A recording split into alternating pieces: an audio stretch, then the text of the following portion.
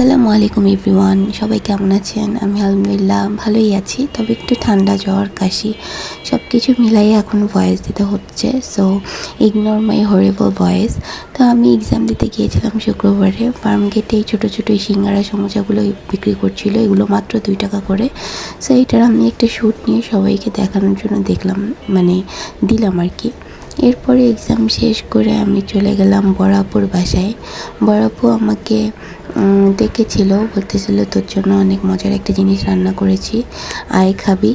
তো আমি দৌড় দিয়ে চলে আসলাম, আর লাবিব দরজা খুললো, আর ওহিকে দেখলাম ও পড়াশোনা করতেছিল। তো আমি চলে আসলাম, ফ্রেশ হয়ে বসলাম। এখন দেখি আপু কাচ্চির প্রিপারেশন নিচ্ছিল। আমি তো খুশিতে পুরোটাই আটখানা, এত সুন্দর করে আপু রান্না করছিল। আমিও সেটার একটা শ্যুট নিচ্ছিলাম।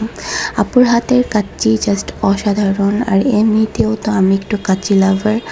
তো এই তো আপু সিল করে দিচ্ছে, এখন কাচ্চি বসিয়ে দিবে।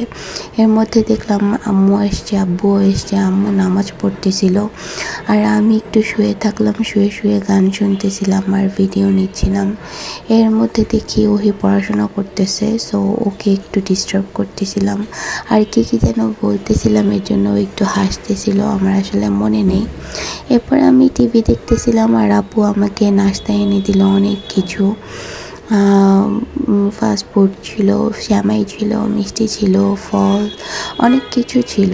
তো আমি সেগুলো খেলাম, আর সবচেয়ে মজা ছিল আপুর হাতের এই পাকোড়াটা জাস্ট অস্থির ছিল। আর ওইকে যে আমি সেই যৌগিক ক্রিয়ার কোয়েশ্চেনটা করেছিলাম, অ্যান্ড সেটার অ্যান্সার কী ছিল সেটা তো তোমরা এর আগের ভিডিওতেই দেখেছো। তো এটা সম্পর্কে আসলে আমার কিছু বলার নেই। আমার যেহেতু ঠান্ডা লেগেছিল, এর জন্য আপু আমাকে একটু আদার চা বানিয়ে দিল। আর এই তো আপুর কাচ্চি রান্না হয়ে গেছে। এখন আপু কাচ্চিটা কাটতেছে, নিচের থেকে সব কিছু উপরে আস্তে আস্তে করে উঠাচ্ছিল। ট্রাস্ট মি গাইজ, কাচ্চিটা জাস্ট কী যে বলবো, এত বেশি মজা হয়েছিল। আমি তো প্রায় 2 প্লেট খেয়ে একদম একাকার অবস্থা। জাস্ট সি দ্য কালার দেখেই আমার অর্ধেক পেট ভরে গিয়েছিল। আর স্মেলটাও অনেক বেশি সুন্দর আসতেছিল, স্মেলটা পুরো ঘর ভরে গিয়েছিল। তো আমি আপুকে একটু হেল্প করছিলাম, আর কাচ্চি দেখে লোভ সামলাতে পারছিলাম না। আমি, আব্বু, আম্মু আমরা সবাই মিলে কাচ্চি খেয়ে এখন বাসায় চলে গেলাম।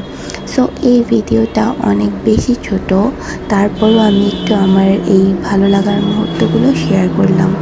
ভিডিওটা কেমন লেগেছে অবশ্যই সবাই একটু কমেন্ট করে জানাবে, আর আমার ভিডিওতে একটা লাইক আর একটা শেয়ার করে দিবে প্লিজ। আজকে এই পর্যন্তই। সবাই ভালো থেকো, সুস্থ থেকো। আল্লাহ হাফিজ।